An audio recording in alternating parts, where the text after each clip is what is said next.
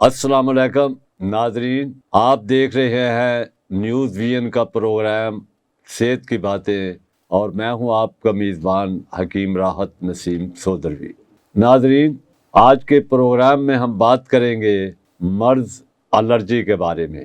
Allergy ان امراض میں شامل ہے جو جدید میڈیکل سائنس کی تحقیقات کا نتیجہ ہے، جس کا اردو ترجمہ ہم زود حسی کر سکتے ہیں۔ الرجی کسی خاص فرد کو کسی خاص چیز سے حساسیت ہے، یعنی بعض افراد کو بعض اشیاء ناموافق ہوتی ہیں، یعنی اس کے نتیجے کے اندر اس کو فائدے کی بجائے نقصان ہوتا ہے۔ اگرچہ ان چیزوں کے اندر کوئی خرابی نہیں ہوتی، لیکن اس کے باوجود کچھ لوگ ایسے ہوتے ہیں کہ جب وہ انہیں استعمال کرتے ہیں تو انہیں فائدے کی بجائے نقصان ہوتا ہے۔ اس کی ایک مثال ہم انڈے کی دے سکتے ہیں۔ انڈا ایک مکمل طاقتور غذا ہے اور اسے روزانہ لاکھوں کروڑوں افراد استعمال کرتے ہیں، لیکن چند لوگ ایسے بھی ہوتے ہیں کہ جب وہ انڈے کا استعمال کرتے ہیں تو انہیں سانس کی شکایت ہو جاتی ہے۔ تو ہم کہہ سکتے ہیں کہ اس میں انڈے کا کوئی مسئلہ نہیں، بلکہ وہ باڈی جس کو نقصان پہنچا ہے اس کے اندر کوئی ایسا فالٹ ہے کہ جو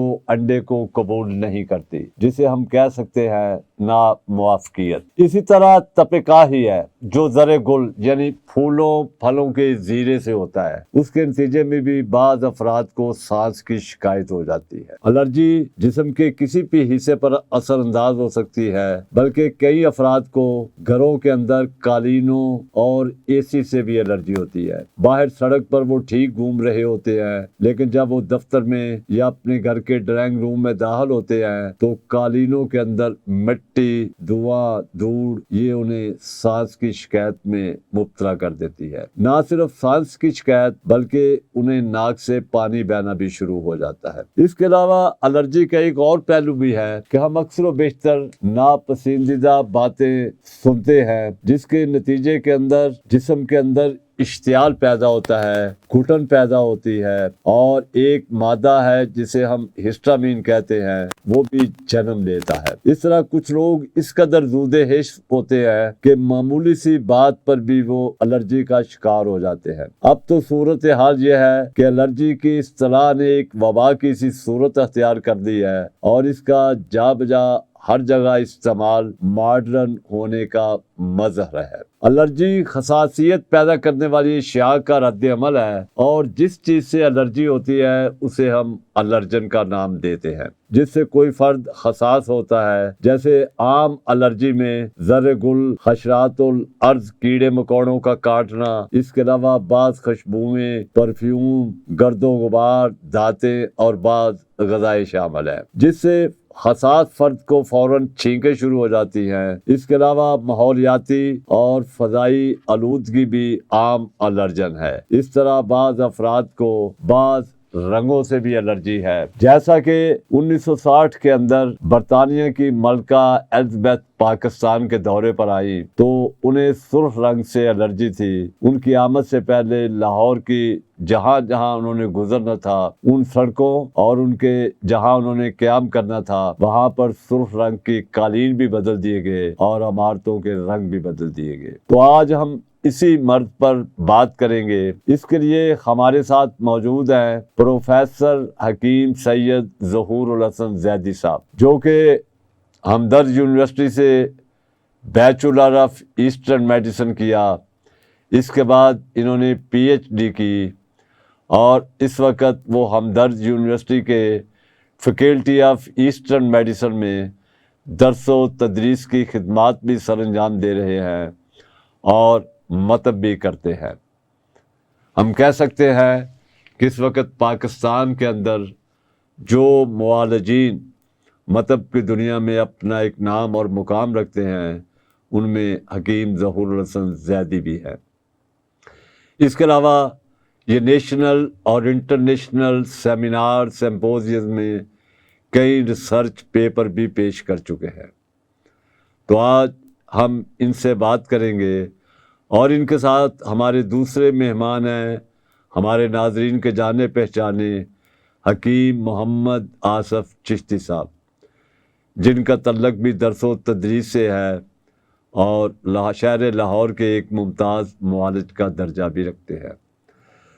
تو میں سب سے پہلے زیدی صاحب سے یہ سوال کروں گا کہ وہ ہمارے ناظرین کو یہ بتائیں کہ الرجی کا مرض کیا ہوتا ہے، کیوں ہوتا ہے اور کس طرح ہوتا ہے۔ جی حکیم صاحب۔ بہت بہت شکریہ حکیم صاحب، حکیم راحت نسیم سودروی صاحب، آپ نے بہت اچھے طریقے سے میرا تعارف کرایا۔ میں آپ کا بہت بہت مشکور ہوں، اس پلیٹ فارم پہ آپ نے مجھے دعوت دی۔ جیسا کہ آپ کے سوال کا تعلق ہے کہ الرجی کیا ہوتی ہے، یہ جسم کا ایک ایب نارمل ریسپانس ہے ٹورڈس اینی تھنگ، کسی بھی چیز سے، جیسا کہ آپ نے بھی ذکر کیا، رنگ سے لے کے اور کسی کی گفتگو سے لے کے اور کوئی چیز کھانے سے لے کر اور کوئی چیز سونگھنے سے لے کر، کوئی ٹچ ہونے سے لے کر، کسی بھی چیز سے کسی شخص کو الرجی ہو سکتی ہے۔ یہ الرجی ہے کیا؟ یہ باڈی کا ایک غیر ضروری بہت بڑھ کر ریسپانس ہے کسی بھی الرجن کے لیے۔ کوئی غذا ہو سکتی ہے، کوئی انہیل کر سکتا ہے وہ۔ تو ہوتا کیا ہے، ہمارے جسم میں قدرت نے ڈیفنس سیل رکھے ہیں جنہیں وائٹ بلڈ سیل کہا جاتا ہے۔ ان کی بھی بہت ساری اقسام ہیں، جن میں ایک قسم ہے جیسے بیزو فلز کہتے ہیں، یعنی وائٹ بلڈ سیل کی ایک مخصوص قسم ہے۔ یہ رسپانسبل ہے کہ جب ہم کوئی چیز کھا رہے ہیں یا ہماری باڈی کے ساتھ اس کا انٹریکشن ہو رہا ہے تو یہ اس کے اگینسٹ میں رسپانس دیتی ہے اگر وہ باڈی کے لیے نقصان کار ہے۔ تو الرجک لوگوں کے اندر کسی خوشبو سے، کسی غذا سے، کسی رنگ سے اگر باڈی یہ ریکگنائز کر لے کہ یہ اس کے لیے نقصان دہ ہے تو وہ اس کے اگینسٹ میں رسپانس دیتی ہے۔ یہ باڈی کا چوکیدار ہے، اگر وہ سمجھتا ہے کہ جسم میں کوئی چور داخل ہو رہا ہے تو اس کو رسپانس دینا ہے۔ الرجی کے کیس میں یہ رسپانس بہت بڑھا ہوا آتا ہے، جس کے نتیجے میں مریض بھی پریشان ہوتا ہے اور بہت ساری علامات بھی آتی ہیں۔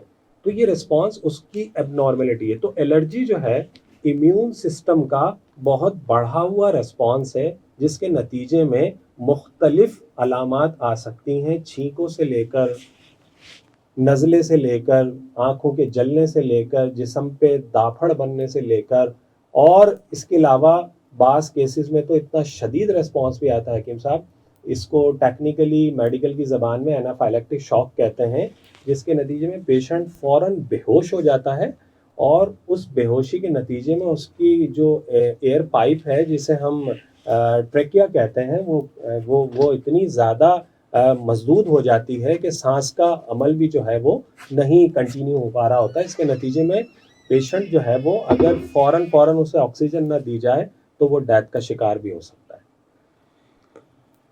حکیم صاحب، آپ نے یہ بتایا کہ الرجی سے ہمارا واسطہ غذا، سانس اور جلد کے ذریعے ہو سکتا ہے، لیکن حکیم صاحب جب مریض آتا ہے وہ کہتا ہے جی مجھے الرجی ہے، تو ہمیں کس طرح ڈیفائن کریں گے کہ کیونکہ ہر چیز کو اب الرجی سے موسوم کر دیا گیا، یعنی اگر کسی کو پھوڑے پھنسیے نکلے تو الرجی، ناک سے پانی بہہ رہا ہے تو الرجی، اس کے علاوہ سانس نہیں آ رہا تو الرجی، تو مطلب ہم اسے کس طرح ڈیفائن کریں گے کہ بھائی یہ الرجی کی کون سی قسم ہے؟ کیونکہ یہ مریض کو بتانا ہوگا، یا ہم الرجی سے کیا اندازہ لگائیں گے کہ مریض کیا کہنا چاہتا ہے؟ ایسا ہے کہ باڈی کو سمجھنے کے لیے ان کو مختلف سسٹمز میں ڈیوائڈ کیا گیا ہے۔ مثال کے طور پر نظام ہاضمہ، اعصاب کا نظام، ہڈیوں کا نظام، جلد کا نظام۔ تو جب مریض آ کے الرجی کی بات کرتا ہے تو یقیناً کسی بھی نظام سے متعلق وہ آ کے ہمیں علامات ضرور بتائے گا۔ عموماً الرجی کا تعلق جلد سے ہوتا ہے تو کوئی نہ کوئی وہ نشان لا کے ضرور دکھاتا ہے، اگر اس وقت موجود ہوگا، نہیں تو بتائے گا کہ مجھے اس طریقے کا جلد پہ نشان بن جاتا ہے۔ اس کے بعد آگے بڑھتے ہیں، بعض لوگوں کو جلد پہ ریئیکشن نہیں آتے، ان کو نظام تنفس سے متعلق جو ہے وہ علامات آ رہی ہوتی ہیں۔ مریض آ کے یہ کہے گا کہ سانس کی جو ہے وہ مجھے تنگی ہوتی ہے اور مجھے کوئی نہ کوئی سپلیمنٹ لینا پڑتا ہے جس سے میں اس میں نبرد آزما ہو سکوں۔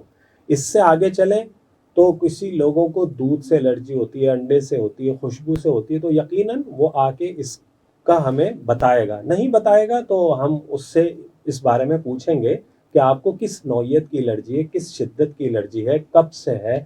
تو جب یہ کب سے ہم پوچھ رہے ہوتے ہیں تو اس کا تعلق یہ ہوتا ہے کہ موروثی طور پر بھی پیرنٹس سے بچوں میں یا آف اسپرنگ میں ٹرانسفر ہو رہی ہوتی ہے.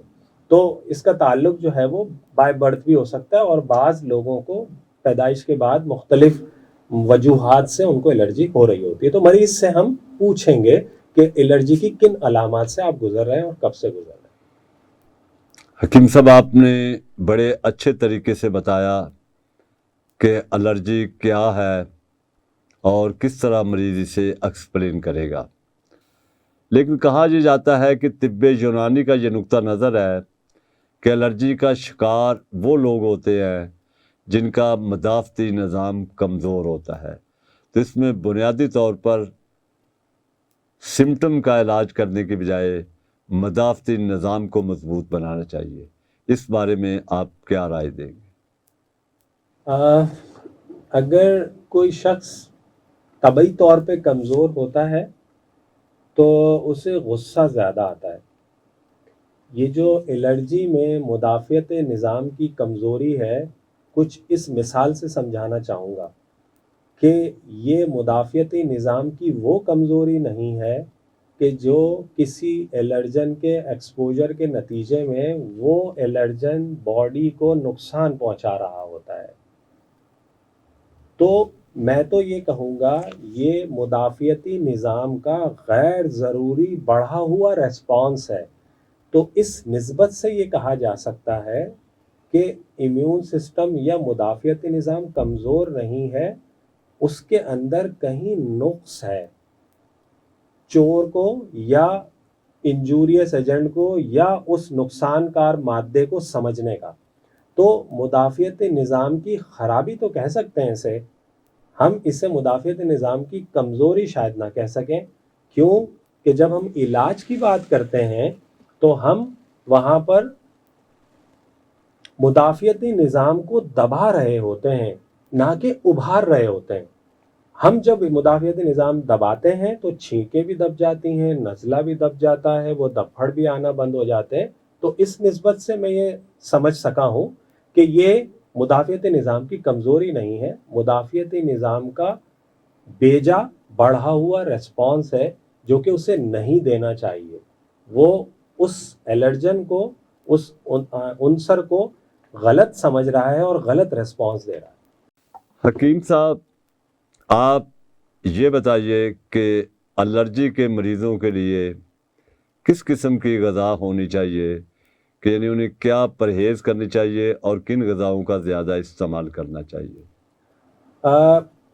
اس کے لیے میں طب کا سہارا لوں گا. طب یہ کہتی ہے کہ ہمارے جتنے بھی انسان ہیں وہ 4 مختلف مزاجوں میں ان کو ڈیوائڈ کیا جاتا ہے, اور اس کے بقدر اس کی مناسبت سے ہر شخص کے لیے مخصوص غذا, مخصوص دوا, مخصوص ماحول جو ہے وہ ہوتا ہے. تو ہمیں سب سے پہلے یہ دیکھنا ہوگا کہ ہم کس مزاج سے تعلق رکھتے ہیں. بائی برتھ ہمارا مزاج جو ہے وہ کون سا ہے, بلغمی ہے, سوداوی ہے, صفراوی ہے, دموی ہے. تو اس کی بنیاد پہ ہم جو ہے وہ غذا جو ہے وہ چوز کر رہے ہوتے ہیں. پہلے تو اپنا مزاج دیکھنا, تو اس سے پتہ یہ چلا کہ بلغمی والے کو بھی, صفراوی والے کو بھی, سوداوی والے کو بھی, ان سب کو الرجی ہو سکتی ہے. تو یک زباں میں یہ کہہ نہیں سکتا کہ الرجی میں یہ غذا فائدہ مند ہے, یہ نقصان کار ہے. جیسا کہ ابھی ہم نے بات بھی کی اور آپ نے بھی فرمایا کہ انڈا جو ہے وہ بعض لوگوں کے لیے نقصان دہ ہوتا ہے. تو یقیناً ہم انڈے کا استعمال اب نہیں بتائیں گے.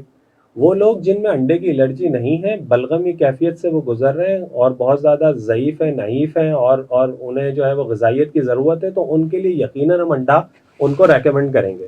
تو سب سے پہلے تو بنیادی اصول یہ ہے غذا کے حوالے سے, جس چیز سے مریض الرجک ہے وہ چیز اسے نہ دی جائے غذا کے حوالے سے. پھر دوسرا, جب اگر ہمیں یہ پتہ چل جائے کہ یہ ڈسٹ سے الرجی ہے اس کو, یا جو کتابوں میں یا قالین میں یا پردوں میں موجود چھپے ہوئے باریک باریک کیڑے ہوتے ہیں جسے مائٹ کہا جاتا ہے, اس سے وہ الرجک ہیں, تو ہم ان کو جو ہے وہ ماسک کے استعمال کا کہیں گے. اگر ان کو بہت زیادہ سردی یا بدلتے ہوئے موسم میں یہ اٹیک ہوتے ہیں تو اس سے ہم بچنے کے لیے کہیں گے.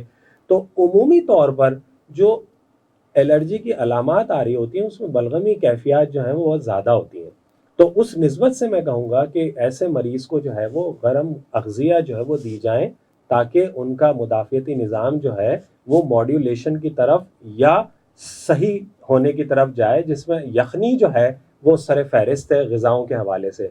प्रोटीन हमें अच्छे लेने चाहिए। अब मॉडर्न मेडिसिन को अगर देखते हैं तो पता चलता है हमें, हमारी जो एंटीबॉडीज़ हैं वो प्रोटीन की बनी हुई होती हैं। तो गोश्त का इस्तेमाल, अंडे का इस्तेमाल, वो दालें जिनमें ज़्यादा मिक़दार में प्रोटीन है, तो मैं ये रेकमेंड करूँगा आपके प्लेटफ़ॉर्म से कि वो एलर्जी के मरीज़ जो हैं वो ज़्यादा से ज़्यादा लें, ताकि अच्छी प्रोटीन मिले, उन एलर्जन से मुकाबला करना जो है वो उस शख्स के लिए आसान हो। नाज़रीन, हकीम साहब का ये कहना है कि एलर्जी के मरीज़ों को वो ग़िज़ाएँ ज़्यादा इस्तेमाल करनी चाहिए जिनमें लहमियात यानी प्रोटीन होते हैं, क्योंकि इससे मदाफ़ती निज़ाम को मजबूत बनाने में मदद मिलेगी। जी हकीम ज़हूर हसन साहब, तिब्बे यूनानी का फ़लसफ़ा और नज़रियात ये कहते हैं कि अलामात की बजाय असबाब मर्ज़ का इलाज किया जाए। देखिए, हमारे पास एक मरीज़ आता है, वो एलर्जी का मरीज़ है और वो कहता है जी मुझे नाक से पानी बह रहा है। दूसरा एक मरीज़ आता है एलर्जी का, वो कहता है जी मेरा पूरा जिस्म धप्पड़ निकल आए,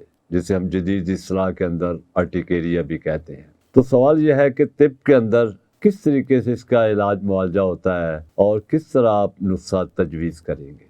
नुस्खा तो बाद की इस स्टेप्स में आता है। अगर हम उसूल तिब की बात करें तो तिब ये कहती है कि सबसे पहले जो है वो इलाज बिल तदबीर करें।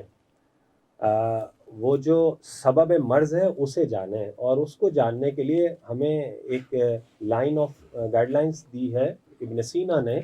उसे कहते हैं असबाब सित्ता ज़रूरिया, 6 वो फैक्टर जिसकी वजह से आपका इम्यून सिस्टम या क़ुव्वत मुदब्बिरा बदन जो है मुतासिर हो रही होती है।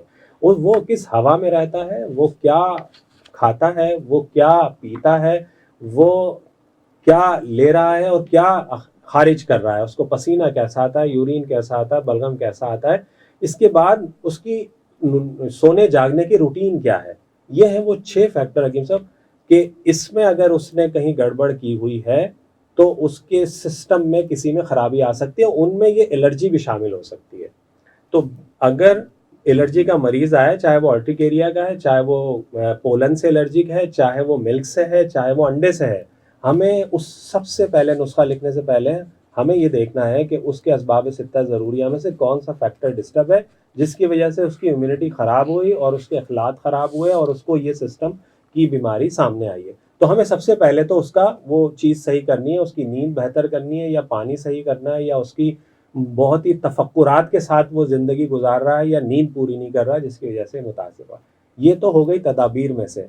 अब आइए इलाज बिल ग़िज़ा करेंगे। उसके बाद अगर उसकी ग़िज़ा में कहीं गलती है कि पूरे हफ्ते उसने डेली चावल खाना है और यहाँ बात कर रहा है कि वो बलगम ज़्यादा होता है, छींकें आती हैं और उसको पानी की तरह नज़ला बहता है, तो हमें ये उसका रेक्टिफिकेशन करनी है। तीसरा दर्जा तिब हमें बताती है कि अब इलाज बिल दवा करें।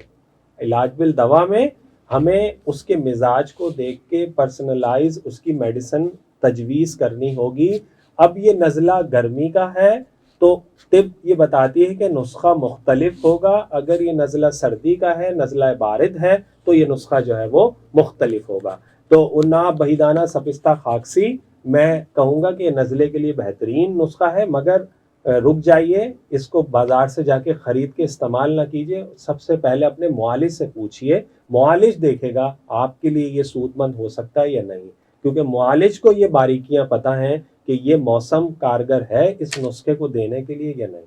तो ये जो इलाज का है सेगमेंट, इसमें हमें एहतियात करनी है और अपने मुआलिज की सरपरस्ती में ही इसे इस्तेमाल करना चाहिए। हकीम साहब, आपने बड़ी पुरमगज़ गुफ्तगू की और मौजू का बड़े खूबसूरती से अहाता किया, लेकिन एक बड़ा अहम सवाल ये है कि आपने बताया कि अगर किसी को मर्ज़ हो जाता है तो वो पहले तदबीर करे, फिर ग़िज़ाई तब्दीली करे और आखिर में दवाई दी जाए।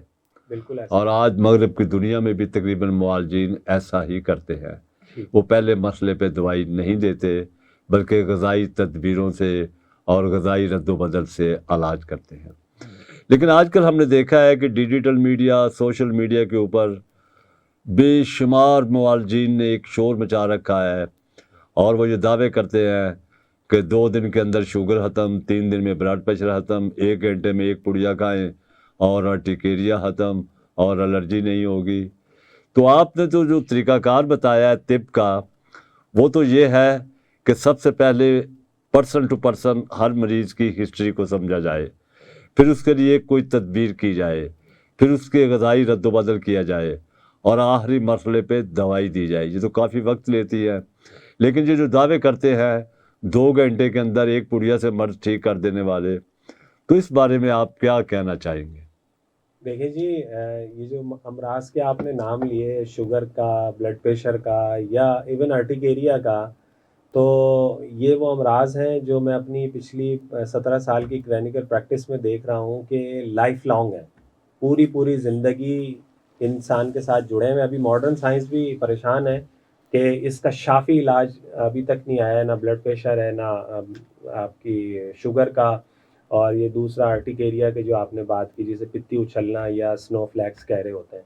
ऐसे पेशेंट हमारे पास मौजूद हैं क्लिनिक में कि जो बड़ी मोटी इन्वेस्टिगेशन की अपनी फ़ाइल लेकर आते हैं और वो इस मर्ज़ से छुटकारा नहीं हासिल कर पा रहे, पूरी ज़िंदगी हो गई है और उन्हें एंटीहिस्टामिन या फिर इस एलर्जी को दबाने के लिए दवा खानी पड़ती है।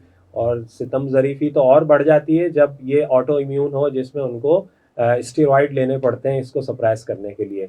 तो जो लोग यूट्यूब पे या दूसरे प्लेटफॉर्म पे दावा कर रहे हैं, मैं बस उनको यही कहूँगा, अल्लाह उन्हें हिदायत दे। अगर ऐसा ही दावा है उनका, तो ये नोबेल प्राइज़ के बिल्कुल हकदार हैं अगर वो ऐसा कर लें। ये 2 दिन की बात कर रहे हैं, मैं कह रहा हूँ 2 साल में भी अगर ये ट्रीट कर लें तो इनको ज़रूर नोबेल प्राइज़ मिलना चाहिए। हकीम साहब, आपने बड़े खूबसूरत अंदाज के अंदर वजाहत की, लेकिन ये बात तो हकीम साहब कही जा सकती है कि बाज़ इमराज ऐसे हैं जैसे फशारुद्दम, कभी ज़ियाबीतस और कोलेस्ट्रोल वगैरह, कि जिन्हें मुनासिब तदाबीर अख्तियार करके और ग़िज़ाई एहतियातों से ख़त्म तो हम नहीं कर सकते, लेकिन कंट्रोल रख कर नॉर्मल ज़िंदगी गुजार सकते हैं। इस बारे में आप क्या कहना चाहेंगे? जी बिल्कुल, तिब भी यही कहती है कि आपको आइडेंटिफाई करना है वो फैक्टर क्या हैं जो अलामात को पैदा कर रहे हैं, और वो दोबारा से मैं कहूँगा वो असबाब सित्ता ज़रूरियाँ हैं। अगर आपका बीपी बढ़ रहा है तो कहीं आप जो है वो ज़हनी परेशानी का शिकार हो सकते हैं। आपका बीपी बढ़ रहा है तो कहीं आप जो है वो गलत ग़िज़ा इस्तेमाल कर रहे हो सकते हैं। जैसे मॉडर्न मेडिसिन भी कहती है कि नमक का ज़्यादा इस्तेमाल जो है इसको नुकसानकार साबित हो रहा होता है। ऐसा पानी आप इस्तेमाल करें जिसमें जो ज़मीन से लिया गया उसमें सॉल्ट ज़्यादा हैं। आप किडनी के पेशेंट हो सकते हैं जिसका आपको नहीं पता, पानी आपके जिस्म में ज़्यादा रुक रहा है, तो ये वजह हो सकती है। तो ये अगर वजहें हैं, इनको कंट्रोल करके बीपी को कंट्रोल रखा जा सकता है। Once it is develop in the body, it can not be eradicated. ये मॉडर्न मेडिसिन तो यही कहती है।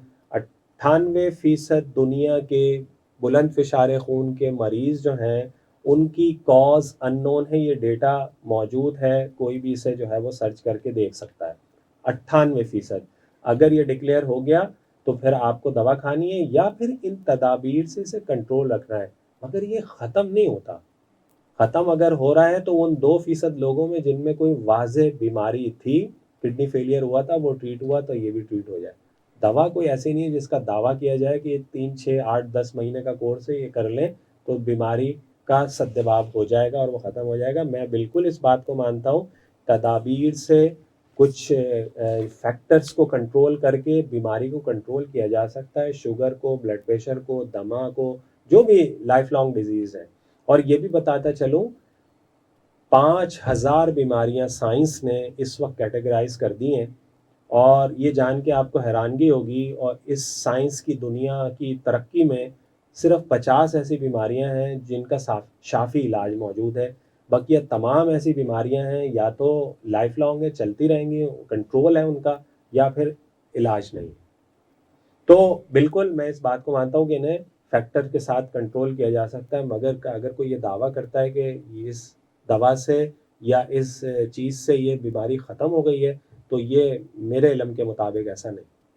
हकीम आसिफ चिश्ती साहब, बदलता हुआ मौसम خاص کر موسم بہار ہمارے ہاں بڑا خوبصورت موسم ہوتا ہے. جہاں یہ موسم بڑا ہی خوبصورت ہوتا ہے وہاں بعض لوگوں کے لیے بڑی اذیت کا سبب بھی ہوتا ہے, اور خاص کر اس وجہ سے کہ اس موسم کے اندر پھول بہت زیادہ ہوتے ہیں اور ان سے نکلنے والا زیرہ, جسے طب کی اصطلاح میں زر گل بھی کہا جاتا ہے, وہ بعض لوگوں میں سانس کی شکایت پیدا کر دیتا ہے, اور یہ اس حد تک اذیت ناک ہوتا ہے کہ مریض کے لیے جینا دو بار ہو جاتا ہے. تو آپ یہ بتائیے کہ طب کے اندر اس کے لیے کیا علاج معالجہ ہوگا؟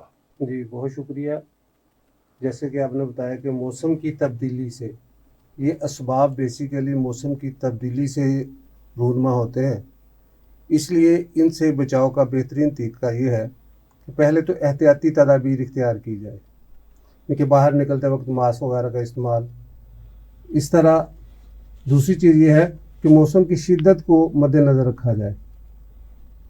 اسباب اگر گرمی کی شدت کی وجہ سے جلد کے اوپر دھپڑ وغیرہ بن گئے یا نزلہ زیادہ ہو گیا ہے, زکام ہو گیا یا آنکھوں سے پانی نکلتا ہے, کوئی بھی مسائل ہیں تو ان کے لیے میں چھوٹا سا آپ کو موسمی عوارض کے حوالے سے ایک ٹوٹکا بتاتا ہوں جو ہمارے ناظرین کے لیے بڑا بہترین ہوگا.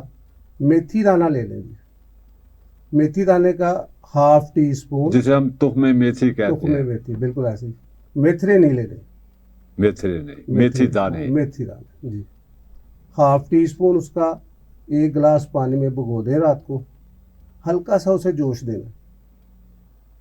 جب دیکھیں کہ اس کا اثر اس کے اندر آ گیا ہے, آدھا گلاس صبح آدھا شام, یہ مسلسل استعمال کریں.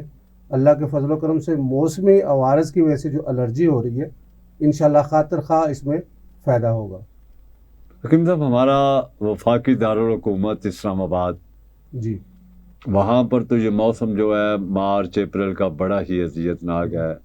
وہاں کوئی ایسے پودے ہیں کہ الرجی پھیل جاتی ہے, وہاں شہریوں کی ایک بڑی تعداد جو ہے وہ متاثر ہوتی ہے. جی کیا یہ نسخہ وہ لوگ بھی استعمال کر سکتے جی ہیں؟ جی بالکل, کیوں نہیں, یہ وہ لوگ استعمال کریں اور اس سے محفوظ رہ سکتے ہیں.